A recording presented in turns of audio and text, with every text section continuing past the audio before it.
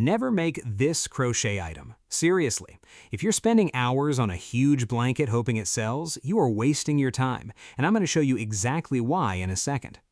Here's the thing. There are people out there making $50, $100, even $300 a week selling crochet stuff that takes less than an hour to make. Not blankets, not giant sweaters. Small, simple, cute little things that people can't stop buying. And today, I'm going to walk you through the exact items that sell the fastest, why they sell so fast, and how you can start making them even if you've only been crocheting for a few weeks. So stick around, because by the end of this video, you're going to have a full list of ideas you can start making today, plus a few tricks that most people selling crochet online never tell you. Let's talk about the real problem first. A lot of crocheters, especially when they're just starting to sell, make one big mistake. They think bigger means better. They think if they spend 20 hours crocheting a giant blanket with an insane pattern, it's automatically going to sell for a huge price. But here's what actually happens. That blanket sits in their shop for months. Nobody buys it because most people shopping for handmade stuff online are not looking to spend $200 on a blanket from someone they've never heard of. They're looking for something small, cute, affordable, and easy to say yes to. Think about it like this. If you saw a $9 crochet keychain shaped like a strawberry, you'd probably just buy it on impulse, right? But if you saw a $200 blanket, you'd think about it, you'd compare prices, you'd probably close the tab and forget about it. Small items remove that hesitation. That's the whole secret. Low price, low commitment, high cuteness. That's what sells fast. So, let's get into the actual ideas. The first one, and honestly the easiest one to start with, is crochet scrunchies. These take maybe 15 to 20 minutes each once you get the hang of it. You barely need any yarn, so your cost to make them is tiny, but people are buying these things for $8, $10, sometimes $15 depending on the yarn you use. And the best part is you can make them in every color combination under the sun, which means you can test what sells without wasting a ton of material. If you want to make these stand out, try using a fuzzy or textured yarn instead of plain cotton. Trust me, the texture alone makes people stop scrolling. Next up, and this one is honestly one of my favorites, mini amigurumi keychains. Think tiny animals, tiny fruits, tiny food items, all small enough to hang off a bag or a set of keys.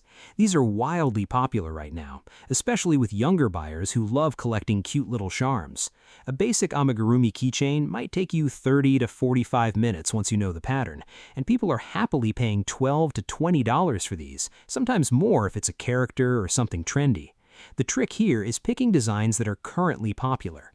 Look at what's trending, cute mushrooms, cute frogs, little cats, little strawberries, and make small batches of those instead of guessing. Third idea, market bags. Now I know I just said skip the big stuff, but market bags are the exception because they're actually quick to make with the right stitch. If you use a simple mesh stitch with chunky yarn, you can finish an entire bag in under 2 hours.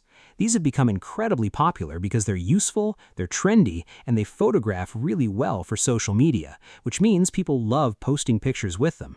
You can sell these anywhere from $25 to $50 depending on your yarn choice, and the demand for them has honestly not slowed down at all. Fourth idea, coffee cup cozies. Super underrated. These take maybe 20 minutes to make, barely use any yarn, and they solve an actual problem for people since nobody likes holding a hot cup with nothing to protect their hand. You can sell a cute cozy for around $10, and if you add a little button or a cute charm to it, you can bump that price up even more. Coffee cup cozies are also great because they're seasonal, so you can make cozy fall colors in October, festive colors in December, and pastel colors in spring, which keeps your shop feeling fresh all year around. Fifth idea, and this one surprises people, phone case covers or phone charm straps. With so many people obsessed with customizing their phones right now, a cute little crochet phone charm or a fully crocheted phone case cover can sell incredibly well, especially to a younger audience. These take about 30 minutes to an hour, and because phones are something everyone has, your potential customer base is basically endless. One more idea worth mentioning is crochet earrings. These are so small that a single skein of yarn can make dozens of pairs, which means your cost per item is basically nothing, but people are paying anywhere from $10 to $18 a pair for cute little crochet hoops or flower-shaped earrings.